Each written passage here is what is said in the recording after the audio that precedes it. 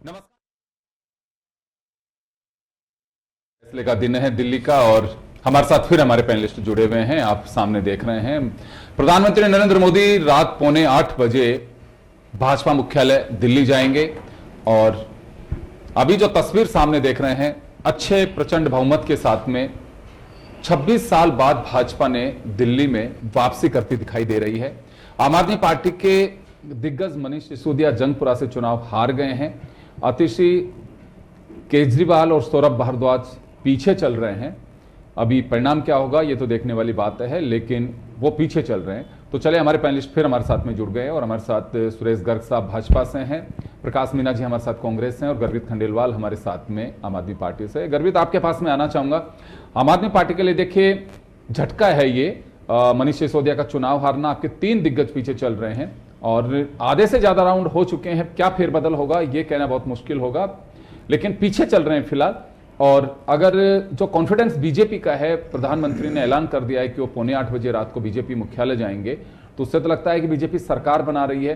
तो आपके हाथ से जो आपका केंद्र था या कहूं कि आपकी पॉलिटिकल कैपिटल थी, वो आपके हाथ से निकलती दिखाई दे रही है। देखिए, निश्चित तौर पे ये बात सही है कि आंकड़े अभी हमारे पक्ष में नहीं है और जो भी जनता ने जो जनमत दिया है वो लोकतंत्र में हमें स्वीकार है और हम इसे स्वीकार करते हैं। लेकिन एक चीज़ योगेंद्र जी आपको समझनी होगी, जो हमारी लड़ाई थी, ये जंग हमारे लिए बहुत आसान नहीं थी। ये हमने लड़ा, ईडी के खिलाफ लड़ा, इलेक्शन कमीशन के खिलाफ लड़ा, सीबीआई के खिलाफ लड़ा, दिल्ली पुलिस के खिलाफ लड़ा, बीजेपी की केंद्र सरकार के खिलाफ लड़ा और बीजेपी के खिलाफ लड़ा। तो ये चुनाव हमने इन सबको खिलाफ लड़ा है, लेकिन हमने बहुत अच्छा चुनाव लड़ा है।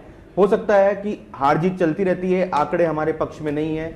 निश्चित तौर पे दिल्ली की जनता ने जो जनमत दिया है वो हमें स्वीकार है और भाजपा के यहाँ प्रवक्ता बैठे हैं, उनको बहुत बहुत बधाई देते हैं और लगभग इनका मुख्यमंत्री बनना तय हो चुका है इनके से, तो हमें स्वीकार है जो भी है जो। चले बिल्कुल, क्योंकि राउंड अब इतने नहीं रह पाए हैं, काफी राउंड हो चुके हैं, तो उसके बाद में कितना फेरबदल होगा कहना बहुत मुश्किल है। अभी रुझान जो चल रहे हैं उनसे, प्रारंभिक रुझान से ही कंटिन्यू बीजेपी बढ़त बनाए हुए हैं और वो बढ़त के साथ ही अभी तक भी स्टैंड कर पा रही है। 48 सीट पे आगे है और आम आदमी पार्टी 22 सीट पे, जब दोपहर के 12:30 बज रहे हैं। यानी कि इस वक्त तक तस्वीर साफ हो चुकी होती है कि अब सत्ता किसके हाथ में जा रही है। चले प्रकाश जी आपके पास में आना चाहूंगा। अभी कुछ लोग इंडिया गठबंधन के हैं, वो कमेंट्स करना शुरू कर दिया कि अगर दोनों नहीं लड़ते तो दिल्ली हाथ से नहीं जाती। देखिए सर, हमारा इंडिया गठबंधन सिर्फ लोकसभा चुनाव तक बना था। उसके बाद हमने अलग अलग स्टेटों में हरियाणा का चुनाव लड़ा था। उसके बाद में जितने भी ये था कि पूरे विधानसभा चुनाव भी हम साथ नहीं लड़ेंगे। इंडिया गठबंधन सिर्फ लोकसभा के लिए बना था और दिल्ली चुनाव में आम आदमी पार्टी की रणनीति थी कि हम अलग चुनाव लड़ेंगे। हमारी भी थी, हम 70 सीटों पर पूरे मन से चुनाव लड़े और पूरे मन से जनता जनार्दन का जो फैसला हमें स्वीकार है। लोकतंत्र में बीजेपी 26 साल बाद वापसी कर रही है, तो उनके लिए भी बहुत लंबा टाइम था सत्ता में वापसी के लिए दिल्ली में। तो कांग्रेस ने भी 15 साल लगातार शासन किया और दिल्ली के विकास कार्य में कोई कमी नहीं छोड़ी। शीला दीक्षित का जो कार्यकाल था 15 साल का, वो आज भी दिल्ली के इतिहास में याद किया जाता है कि शीला दीक्षित ने दिल्ली को क्या क्या दिया, कितनी अच्छी अच्छी चीज़ दी, मेट्रो दी, बहुत से फ्लाईओवर दिए और दिल्ली के लोगों में शीला दीक्षित के प्रति बहुत सम्मान की भावना आज भी कायम है। तो कांग्रेस लोकतंत्र को स्वीकार करती है, जनता जनार्दन का जो फैसला है उसको हम सर्वमान स्वीकार करते हैं। लेकिन जनता जनार्दन के फैसले को आप स्वीकार तो कर रहे हो, तीसरी बार अभी जीरो से बाहर निकलती दिखाई नहीं दे रही है कांग्रेस। तो ये कोई स्मार्टनेस कांग्रेस की आपको लगता है, या फिर आपको ये लग रहा है कि हमारा जो खोया हुआ जनाधार था वो आम आदमी पार्टी के कारण था और अगर आम आदमी पार्टी को बाहर नहीं करेंगे तो हम वापस नहीं लौट पाएंगे? ये स्ट्रेटेजी तो नहीं थी आप लोगों की? नहीं, ऐसा नहीं सर, हमारी स्ट्रेटेजी चुनाव पूर्ण मन से लड़ने की थी। हमने पूर्ण मन से लड़ा, 70 सीटों पे बहुत मन से चुनाव लड़ा और शायद मुझे लगता है कहीं कहीं हमारे चुनाव लड़ने का पूरे मन से जो हमारा वोट बैंक है, वोट परसेंटेज है, वो पिछली बार से बहुत अच्छा रहा है, इस बार बहुत अच्छा रहेगा। और उसको कहीं न कहीं मुझे जहाँ तक लगता है कि शायद बीजेपी को भी हमारे चुनाव लड़ने से कुछ प्लस पॉइंट मिला, क्योंकि हमने पूरे मन से बहुत अच्छा चुनाव लड़ा दिल्ली चुनाव में। और जहाँ तक है बीजेपी को कुछ फायदा भी हुआ हमारा चुनाव बाकी ठीक है, जनता तो अभी आपका ये चुनाव था बीजेपी को फायदा पहुंचाने के लिए या फिर आम आदमी पार्टी को बाहर नहीं, करने हमारा के लिए? चुनाव ना बीजेपी को फायदा पहुंचाने के लिए ना आम आदमी पार्टी को लॉस करने के लिए। हमारा चुनाव सिर्फ हम हमारी पार्टी के लिए लड़े, हमारी पार्टी के हम दिल्ली में बहुत सत्ता में रहे 15 साल, बीजेपी तो 26 साल बाद सत्ता में वापसी की है। तो हमारा तो ये था कि हम भी कुछ अच्छा करें। अब जो जनता जनार्दन का फैसला है वो स्वीकार है, क्योंकि जनहित में लोकतंत्र में जनता सर्वोपरि रहती है। तो ये सब कुछ है, आने वाला टाइम भी हमारा अच्छा रहेगा। और आप वोट परसेंटेज देखिए, बहुत विधानसभाओं में देखिए कि हमारा कितना सा डिफरेंस रहेगा। हमने पूरे मन से चुनाव लड़ा, हमारी पार्टी के लिए लड़ा, हमारे कैंडिडेटों ने लड़ा, ना बीजेपी के लिए फायदा पहुंचाने ना आम आदमी पार्टी को लॉस करने के लिए।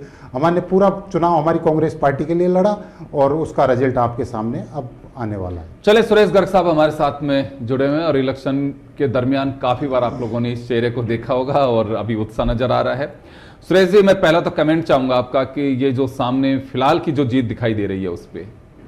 देखिए योगेंद्र जी, दिल्ली के मतदाताओं का बहुत बहुत आभार, शुक्रिया कि उन्होंने नरेंद्र मोदी जी के ऊपर विश्वास किया। उनको दिल्ली के मतदाताओं को पता है कि यहाँ पे डबल इंजन की सरकार ही विकास कर सकती है। दिल्ली के मतदाताओं ने देखा कि पिछले 10 साल तक दिल्ली के अंदर चलो, एक बड़ी विकास खबर नहीं मैं हो रोकना चाहूंगा। अरविंद केजरीवाल चुनाव हार गए हैं, ये मुझे लगता है कि आम आदमी पार्टी के लिए एक बड़ा झटका है। पहले मनीष सिसोदिया और उसके बाद वो अरविंद केजरीवाल भी चुनाव हार गए हैं। मुख्यमंत्री और डिप्टी सीएम दोनों ही चुनाव हार गए हैं, अति से पीछे चल रही हैं। तो बीजेपी के लिए एक बहुत बड़ा एक ये कैसे गेम चेंजर कहा जाएगा यहाँ पे, और आम आदमी पार्टी के लिए एक बड़ा योगेंद्र जी, झटका कहा अरविंद जाएगा। केजरीवाल जी की सीट पे मैं आपको बताना चाहूंगा कि लास्ट टाइम 1,48,000 इनके कॉन्स्टिट्युएंसी में वोट थे, जो कि 40,000 का मास डिलीशन किया है इनकी कॉन्स्टिट्युएंसी से, और आज की तारीख में 1,08,000 ही वोट थे इनकी कॉन्स्टिट्युएंसी से। तो आप देखिए कितनी बड़ी साजिश रची है अरविंद केजरीवाल जी को हराने की। 40,000 वोट डिलीट किए हैं अरविंद केजरीवाल जी की कॉन्स्टिट्युएंसी से, जो कि कल 17C का जो फॉर्म आया है आप वहां से भी वेरीफाई कर सकते हैं, और 2020 में जो 17C का फॉर्म था वहां से वेरीफाई कर सकते हैं। क्या 5 साल में किसी कॉन्स्टिट्युएंसी से 40,000 लोग निकल सकते हैं? क्या ये संभव है? कितनी बड़ी साजिश करी गई है। चलिए, मैं वापस आना चाहूंगा सुरेश गर्ग जी के पास में। प्रवेश वर्मा चुनाव जीत गए तो काफी कुछ सामने दिखाई दे रहा है। सुरेश जी, इस वक्त तो क्या कहना आपका? आपने आभार जताया है दिल्ली की जनता मैं तो का। दिल्ली की जनता का आभार व्यक्त करना चाहता हूं, लेकिन आज देखिए आम आदमी पार्टी को अभी भी वही घमंड है।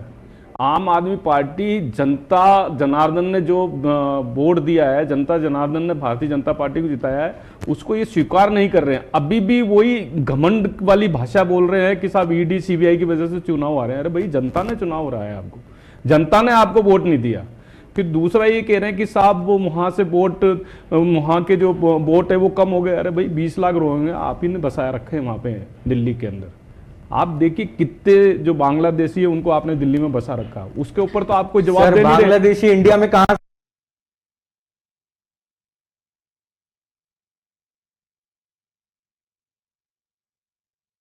तो चले दिल्ली के चुनाव पर बड़ी खबर ये अभी अरविंद केजरीवाल की, और अरविंद केजरीवाल का चुनाव हारना बीजेपी के लिए एक, ये कह सकता हूं कि जैसे मैंने पहले भी कहा कि एक गेम चेंजर जैसी पोजीशन हुई है और एक कड़ा मुकाबला था। लेकिन आम आदमी पार्टी के लिए बड़ा झटका है कि जो चेहरे उनके मनीष सिसोदिया और अरविंद केजरीवाल थे, एक पहचान बनी हुई थी, वही चुनाव हार गए, अति से पीछे चल रही हैं। मैं सुरेश गर्ग के पास में था, उनके पास में वापस जाना चाहूँ। सुरेश जी,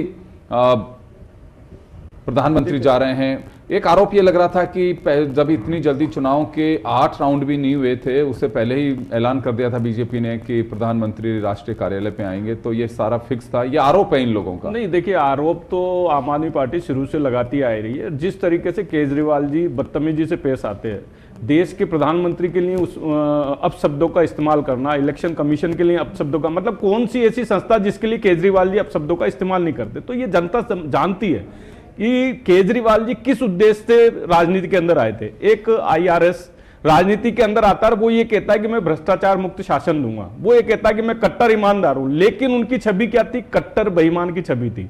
आपने देखा होगा कि शराब का कितना बड़ा घोटाला हुआ। फिर केजरीवाल जी जब आए थे, जब शपथ ली थी, प्रथम बार शपथ ली थी, तब उन्होंने कहा था कि मैं 2 कमरों के मकान के अंदर रहना पसंद करूंगा, मुझे ये तामझाम बड़ी बड़ी गाड़ियों का इनका पसंद नहीं है। वो वैगनआर के अंदर आए थे और अब फॉर्च्यूनर के अंदर घूम रहे हैं। तो इससे जनता ने देखा कि जिस व्यक्ति के ऊपर विश्वास किया था कि वो कट्टर ईमानदार है, लेकिन वो कट्टर बेईमान निकले, तो जनता तो नकारेगी ना भाई। जब आप भ्रष्टाचार के मुद्दे पे आने के बाद वही भ्रष्टाचार करने लग रहे हो, तो जनता तो समझती है कि भाई फिर दूसरा, केजरीवाल जी ने खुद ने भी चुनाव के टाइम में खुद ने भी एक्सेप्ट किया कि साहब मैं जनता के साथ न्याय नहीं कर पाया, जनता को न तो यमुना को साफ कर पाया, न वहां पे रोड लाइटें वगैरह ठीक कर पाया था, केजरीवाल जी ने एक्सेप्ट किया। तो ये जनता जान रही है कि भाई जब केजरीवाल जी सक्षम नहीं है 11 साल 13 साल तक राज करने के बावजूद भी, दिल्ली के अंदर सक्षम नहीं है, तो जनता ने फिर भारतीय जनता पार्टी को ही चुनना उचित समझा। और मैं मतदाताओं का बड़ा आभार व्यक्त करता हूं कि उन्होंने।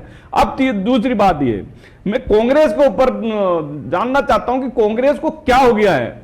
अब आप बताइए, ये तीसरा टर्म है कि कांग्रेस जीरो पे है वहां पे। इनको आत्म मंथन करने की जरूरत है, इनकी लीडरशिप चेंज करने की जरूरत है कि क्या हो रहा है, कि आपकी स्थिति क्या हो रही है वहां पे। बताइए, आप तीसरा टर्म है कि एक सीट भी जीत के नहीं आ रहे हो, ये स्थिति होना भी एक बहुत बड़ी बात है कि साहब बड़ी बातें संसद में हंगामा करना, विधानसभा में हंगामा करना, लेकिन आप धरातल पे जाइए, जनता के बीच में जाके समझिए, जनता के दुख दर्द समझिए, जहां जहां आपका शासन में सुशासन दीजिए तो जनता को विश्वास तो रहे ना। चलो खैर, ये कांग्रेस का अपना इंटरनल मामला है।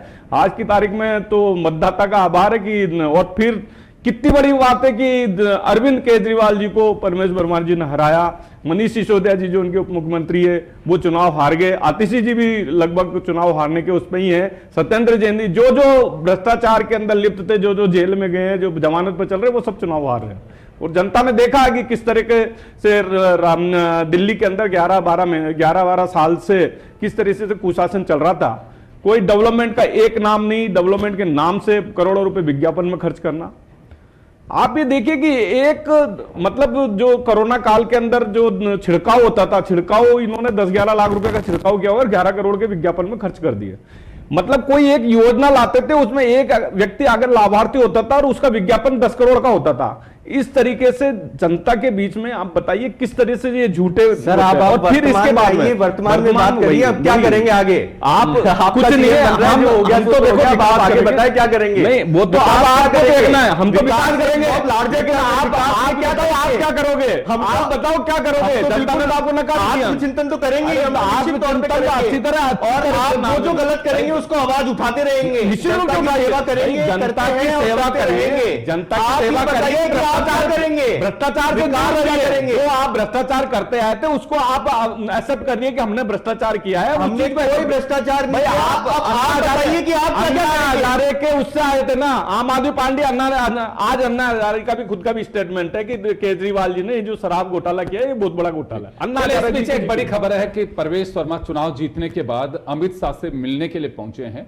वो अमित शाह से मिलेंगे और क्योंकि एक चेहरा माना जा रहा है कि दिल्ली के मुख्यमंत्री के रूप में, ये तो पार्टी तय करेगी कि कौन मुख्यमंत्री होगा, लेकिन परवेश वर्मा अरविंद केजरीवाल से चुनाव जीते हैं तो एक ऐसा लग रहा है कि वो मुख्यमंत्री का एक चेहरा हो सकते हैं। हालांकि बीजेपी ने बिना फेस के ही चुनाव लड़ा था, मोदी के नाम पे ही वो चुनाव लड़े। अब वो अमित शाह से मिलने गए हैं। चलिए प्लीज गर्ग साहब आप कंटिन्यू रखिए। मैं तो यही कह रहा हूं कि आज दिल्ली की मतदाता, दिल्ली की जनता ने भारतीय जनता पार्टी के ऊपर विश्वास जताया है, डबल इंजन की सरकार पर विश्वास जताया है, नरेंद्र मोदी जी के ऊपर विश्वास जताया है कि नरेंद्र मोदी जी ही एक ऐसा हिंदुस्तान में चेहरा है जो हिंदुस्तान में विकास कर सकता है। क्योंकि आपने देखा होगा आयुष्मान भारत योजना पूरे हिंदुस्तान में लागू है लेकिन दिल्ली के अंदर लागू नहीं है। दिल्ली की जनता परेशान हो रही है कि आयुष्मान भारत का लाभ अगर दिल्ली की जनता को नहीं मिल रहा है, दिल्ली की जनता को अगर स्वस्थ पानी नहीं मिल रहा है, यमुना साफ नहीं हो रही, दिल्ली की जनता की सड़कें साफ नहीं हो रही है, अब हर बरसात के अंदर अगर वहां पे हमेशा पानी का भराव रहता है, तो ये सब चीजें जनता ने, तो उसी को देख के जनता ने वापस भारतीय जनता पार्टी पर विश्वास किया है। हम 23 साल बाद में वापस दिल्ली के अंदर आए और हम सुशासन देंगे, डबल इंजन की सरकार रहेगी और जो जनता से हमने प्रॉमिस किए, जो हमारे संकल्प पत्र है, उनको जल्दी से जल्दी पूरा करेंगे। उन संकल्प, जिस तरीके से राजस्थान में 55% संकल्प पत्र पूरा किया है, उसी तरीके से हम भी ये चाहते हैं कि फर्स्ट ईयर के अंदर ज्यादा से ज्यादा हमारे संकल्प पत्र के जो वादे वो पूरे करेंगे। बिल्कुल होने भी यही चाहिए, देखिए, क्योंकि जनता से कमिटमेंट होता है। जी चलिए, मैं ये तस्वीरें जयपुर से दिखा रहा हूं आपको, सीधी लाइव तस्वीरें जयपुर भाजपा कार्यालय से, जहां इस वक्त जश्न का माहौल कहा जा सकता है। और माहौल कैसा कुछ चल रहा है, हमारे सहयोगी अनिल सैन वहां से हमारे साथ में जुड़े हुए हैं। अनिल, बीजेपी प्रदेश कार्यालय की मैंने तस्वीरें देखी हैं, कैसा माहौल है वहां पे और क्या कहना है नेताओं का?